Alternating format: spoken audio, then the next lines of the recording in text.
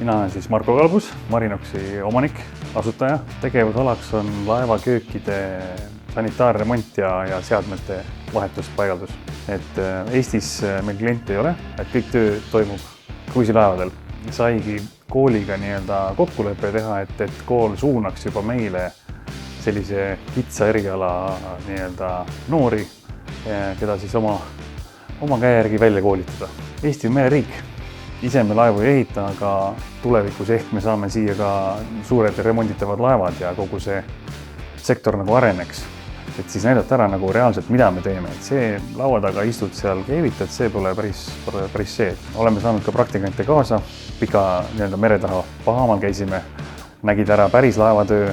Põhiline, et noori suunata ja näidata ära, et mida me teeme. Et kõige parem on see reaalselt oma kas mööblit valmistades või koha peal teha.